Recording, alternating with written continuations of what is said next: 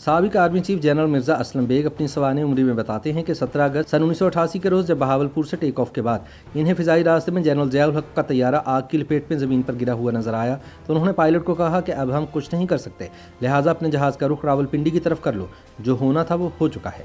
حال ہی میں شائع ہونے والی اپنی سوانح حیات اقتدار کی مجبوریوں میں جنرل اسلم بیگ نے حادثے کے روز اور اس کے پہلے کی تفصیلات بیان کی ہیں۔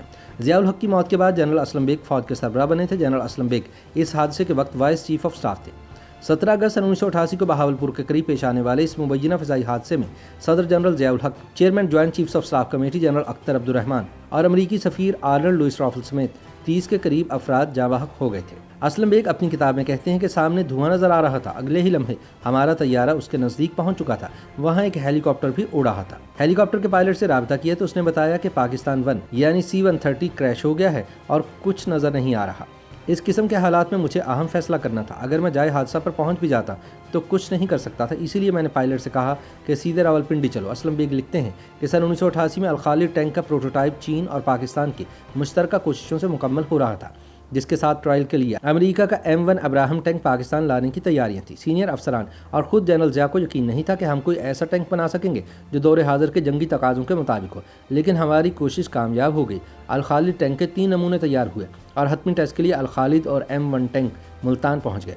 الخالد اور M1 ٹینک کی آزمائش بہاولپور کے قریب واقع ٹامے والی فائرنگ رینج میں رکھی گئی۔ اسلم بیگ لکھتے ہیں کہ بہاولپور جانے کے لیے GHQ نے اہم شخصیات اور متعلقہ افسران کی 2 فہرستیں تیار کی، ایک جنرل ضیاء کا گروپ تھا اور دوسرا chairman joint chief of staff committee general Akhtar Abdul Rehman کا۔ دوسرے گروپ نے 3 دن بعد ٹرائل دیکھنا تھا، جبکہ پہلا ٹرائل 17 اگست کو تھا۔ اس سے ایک دن پہلے جنرل اختر عبدالرحمان مجھے گولف کورس میں ملے اور شکایت کی کہ انہیں پہلے گروپ میں کیوں نہیں رکھا گیا۔ میں نے کہا کہ اصول کے تحت سب سینئر افسران ایک طیارے میں سفر نہیں کرتے، جس پر وہ خاموش ہو گئے۔ بیگ مزید لکھتے ہیں کہ 17 اگست کو جنرل ضیاء الحق تقریباً صبح 11 بجے قافلے کے ساتھ خصوصی جہاز C-130 سے بہاولپور پہنچے۔ ان کے بہاولپور پہنچنے سے پہلے اسلم بیگ ان کے استقبال کے لیے وہاں پہنچ چکے تھے۔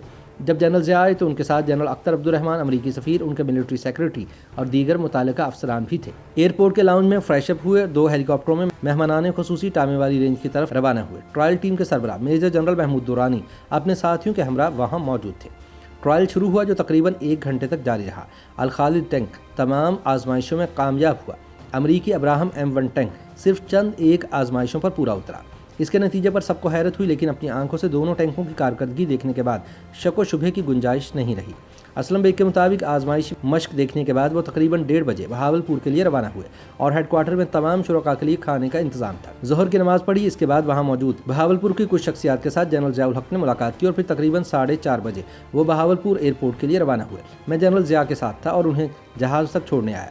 سب لوگ جہاز میں بیٹھ چکے تھے۔ جہاز میں داخل ہوتے ہوئے انہوں نے کہا کہ آپ بھی آ رہے ہیں؟ آئیے، مگر آپ کا تو اپنا جہاز ہے۔ جی ہاں، میں اپنے جہاز سے ہی آؤں گا، اللہ حافظ۔ ضیاء الحق کا جہاز ٹیک آف ہوا اور اس کے بعد میں بھی روانہ ہو گیا۔ اسلم بیگ لکھتے ہیں کہ ابھی کوئی 10 منٹ ہوئے تھے کہ ان کے پائلٹ کرنل منہاج نے پریشانی کے عالم میں بتایا کہ سر، اسلام آباد کنٹرول کا پاکستان 1 سے رابطہ نہیں ہو رہا، میں بھی کوشش کر رہا ہوں لیکن کوئی رسپانس نہیں ہے۔ سب اللہ سے دعائیں مانگنے لگے۔ پائلٹ نے بتایا کہ سامنے دھواں نظر آ رہا ہے اور دوسرے لمحے ہمارا جہاز اس کے نزدیک پہنچ چکا تھا۔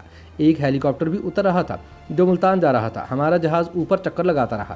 ہیلی کاپٹر کے پائلٹ سے رابطہ کیا گیا، انہوں نے بتایا کہ C-130 کریش ہو گیا ہے، آگ لگی ہوئی ہے، کچھ نظر نہیں آ رہا۔ اسلم بیگ بتاتے ہیں کہ GHQ رابطہ کیا گیا تو وہاں حالات پرسکون تھے۔ حکم دیا کہ فارمیشنز کو ریڈ الرٹ کر دو اور اگلے حکم کا انتظار کرو۔ میرے ساتھ جہاز میں بیٹھے ہوئے آفیسرز میری طرف دیکھ رہے تھے اور میں گہری سوچ میں ڈوبا ہوا تھا۔ مجھے فیصلہ کرنا تھا کہ اقتدار اپنے ہاتھ میں لینا ہے یا اسے دینا ہے جس کی ضمانت ہے۔ میرے ذہن میں والد کی نصیحتیں چل رہی تھیں کہ حقدار کو اس کا حق دیں، کیونکہ سن 1985 کے بعد 1988 میں بھی میں نے جنرل ضیاء کو یہ مشورہ دیا تھا کہ الیکشن کرائیں اور اقتدار عوام کو سونپ دیں۔ اب جب حالات نے مجھے اس مقام پر کھڑا کیا تھا اور مجھے خود فیصلہ کرنا تھا تو دیے گئے مشوروں کے برعکس فیصلہ کرنا مشکل تھا۔ اسلم بیگ کہتے ہیں کہ میں نے فیصلہ کیا کہ اقتدار عوام کی امانت ہے اور انہی کو دیا جائے گا۔ چنانچہ انہوں نے آئین کے مطابق چیئرمین سینٹ غلام اسحاق خان کو صدر کا عہدہ سونپ دیا، جس کے بعد سن 1988 میں 11 سال کے وقفے کے بعد پہلی بار جماعتی انتخابات کا انعقاد ہوا اور بینظیر بھٹو وزیر اعظم منتخب ہو گئیں۔ YouTube پر گوگلی نیوز دیکھنے کے لیے youtube.com کی سرچ بار میں گوگلی نیوز TV ٹائپ کریں۔ گوگلی نیوز کے پیج پر سرخ رنگ کے سبسکرپشن والے بٹن پر کلک کرنا نہ بھولیے۔ YouTube پیج پر اپلوڈ ہونے والی ویڈیوز سے باخبر رہنے کے لیے بیل آئیکن پر کلک کیجیے۔ آپ کو ہر نئی ویڈیو کے بارے میں نوٹیفیکیشن موصول ہو جائے گا۔